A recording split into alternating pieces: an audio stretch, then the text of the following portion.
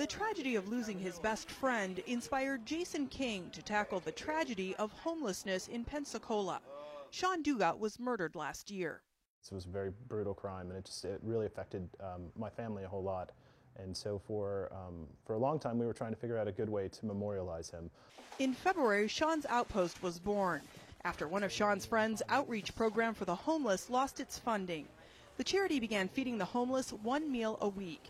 10 months later, the charity has served more than 26,000 meals. King also purchased this 9-acre property. With no panhandling and no overnight camping allowed within Pensacola city limits, the homeless can live here undisturbed. It's a lot better out there. I've got a shelter. I'm not worried about the cops on me.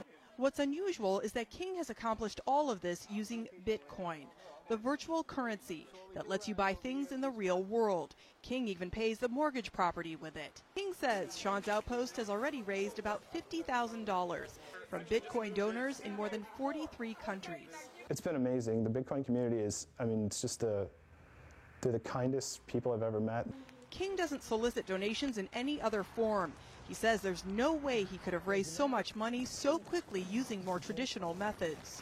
Here's how it works.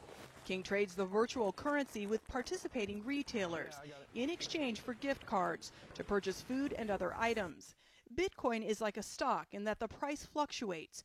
In early December, one Bitcoin soared to more than $1,200. It's since dropped to about $700. But even with those ups and downs, King says Bitcoin is the most efficient way he's found to tap into a global community of donors.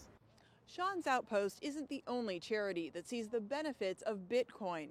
There's an organization called Bitcoin 100. Its mission is to encourage charities around the world to use Bitcoin. The touted benefits: instant payments and no credit card or processing fees. King is a Bitcoin evangelist. He preaches the gospel of Bitcoin even when he's delivering meals to the homeless. Jesse Engel and his two friends were living on the street, using free Wi-Fi at a park on their laptops and smartphones when King introduced them to Bitcoin. They found ways to make Bitcoin money by doing online tasks for websites and offering to do odd jobs in exchange for the digital currency. Last month, they moved into this house.